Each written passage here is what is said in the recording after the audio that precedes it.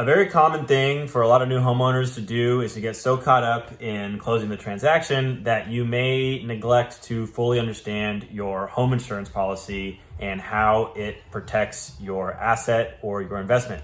In a moment, I'm actually going to bring on an experienced loan broker, not a loan broker, an insurance broker, Jamel Freeman from Freeman Insurance Company based in Albany, and he's going to walk us through from a very high level on how to understand our homeowners insurance policy and give us a couple tricks on line items that he thinks we should pay maybe a little more attention on to fully understand the depth of our coverage.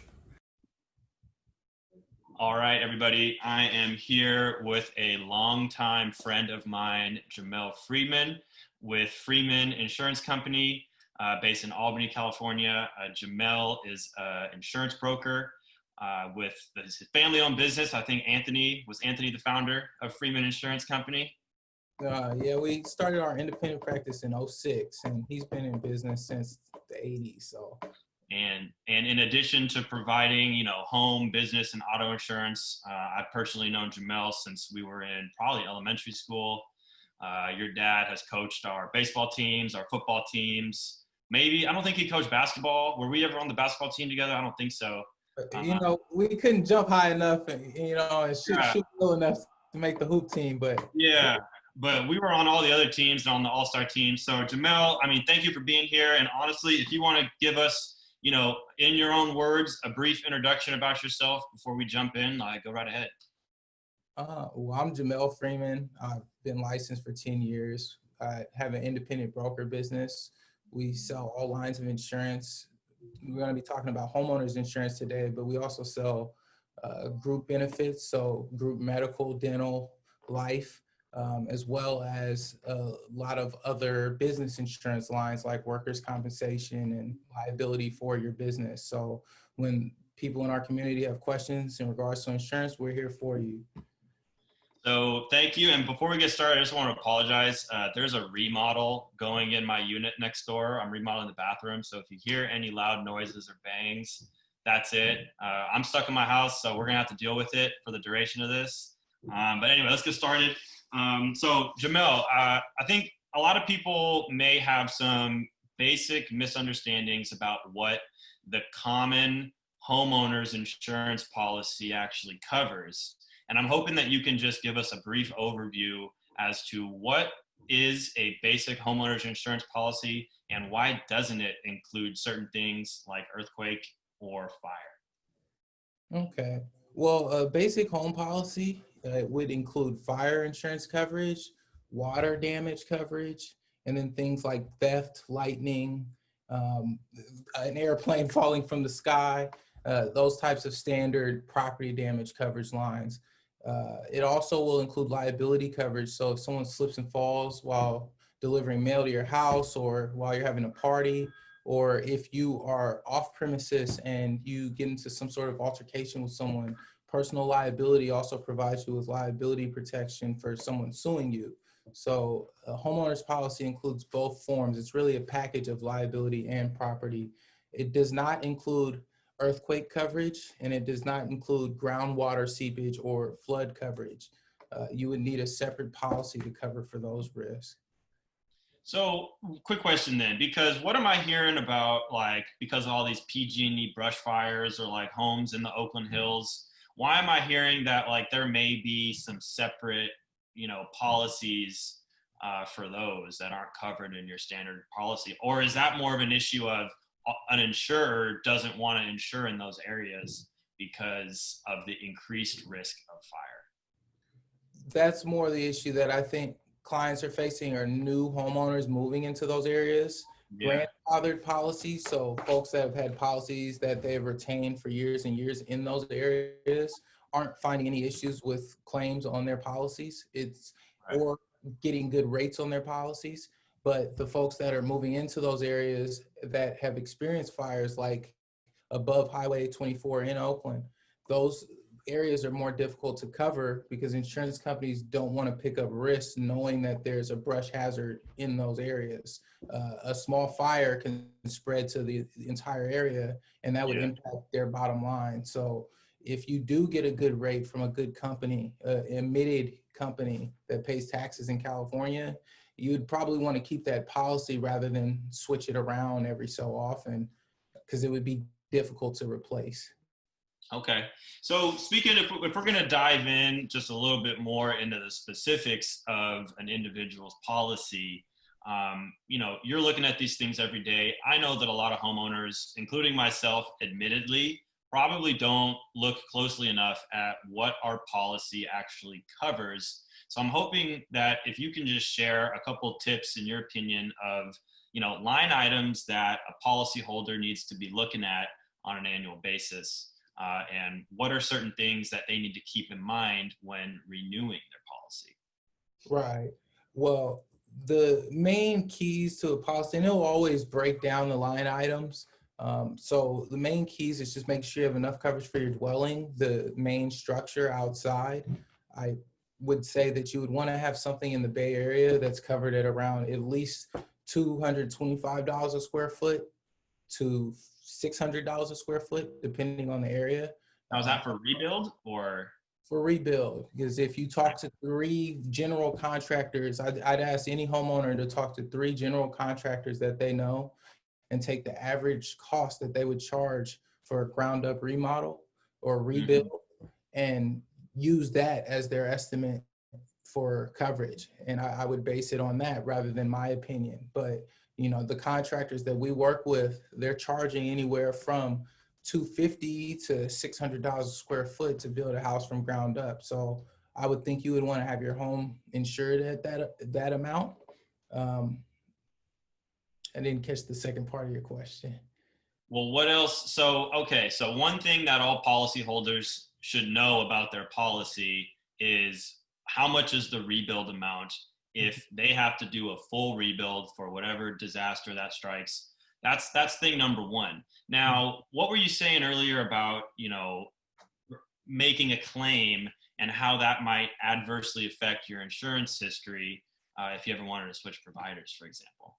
Well, just to backtrack a little, the other thing you said is what else is included in a home policy. A lot of homeowners are adding additional dwelling units. So you would want to review the other structures coverage limit on your policy. If you're adding in a remodel to your mother-in-law unit in the back, then you'd want to value that at how much it would take to rebuild that unit. It's usually 10% of whatever your dwelling amount is. And if you want more than that, then you'd want to request it. The other thing is loss of use. So if your home burns down and you need to live in the Hilton in Emeryville, how much would it cost to live there? You would want to have enough coverage for loss of use. Hopefully, actual loss sustained is the benefit that you see. If not, then you'd want to have a set limit that's high enough to cover you for 1.5 to 2 years, and liability, and then your deductible limit. And then in terms of, I know you had a second question. You were saying in terms of claims, what people run into. Is that correct? Yeah. How does making a claim on your insurance affect your history? Like you were saying, like if it's a broken pipe or something, and why somebody may want to go ahead and upgrade first rather than wait to file a claim and have insurance take care of it. Mm-hmm. I would say you definitely want to look into the HVAC, so the heating, the plumbing, the roofing, and the electrical in your home, and keep the receipts on any renovations. When you buy a home, ask for that in the disclosures to your realtor. They can sometimes get that information from the county or from the prior homeowner, and that will help you as you determine what you need to fix. Because if you don't fix those things, they're bound to fail. You're bound to have an electrical wiring burn up. You're bound to have a water leak. And if those things happen, the insurance company will help you cover them, but it will impact your ability to quote to new markets at renewal for alternatives.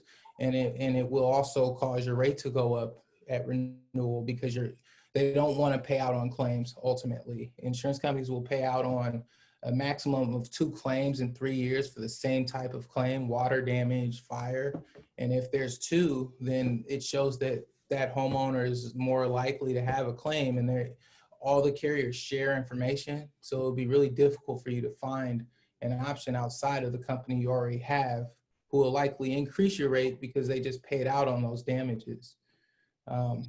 You definitely want to keep up on the renovations of your house. Do them every, I'd say, 10 to 15 years. And, you know, and in the case of a roof, you know, just 30-year roofs are fine, but just making sure that they are 30-year roofs and they're renovated and in good shape. So you're going to be saving a lot of money if you use that insurance policy as little as possible and file as few claims as you can, because once you start getting a history of somebody who's filing claims here and there, well, that might affect your history in the future and end up affecting your premium. Kind of seems like similar to auto insurance, etc. You get tagged as a more like risky client or something. The only thing with auto insurance is you may be hit by someone else, or you may have a glass damage or a not at fault claim, which doesn't impact your rate. But anything in regards to insurance in a home, even if it's not your fault, like pipes failing on a house you just bought, they still consider that your fault ultimately for not repairing that service. So you definitely would want to be mindful of the submission of claims, because it's really for major damage. If your house burns down, you want someone to be able to come in and fix your house. For the renovations to the utilities, the HVAC, the electrical, those are things that, while expensive, $10,000 to $15,000 for a complete remodel, it is well worth the investment in your home.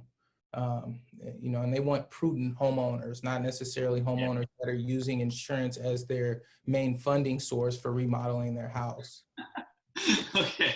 Yeah. So I guess we're almost out of time here. So just if we quickly summarize, summary number one, point number one, takeaway number one is try not to use your insurance policy if at all possible. It is a in case of emergency fix. If you can go ahead and update and maintain things well, that is always going to be the most beneficial route for you.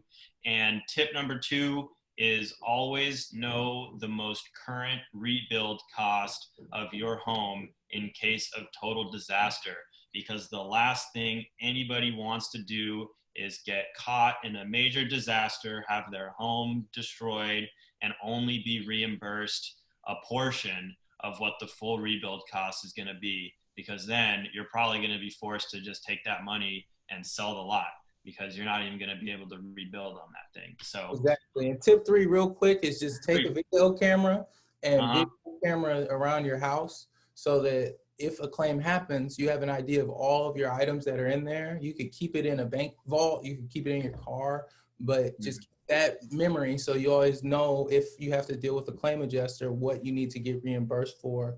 And earthquake and flood are not included in home policies. So if you live near the water, think about a flood policy. If you are concerned about earthquake, think about an earthquake policy. Once you have the house, that's the tough part. Getting the insurance for it is a piece of cake.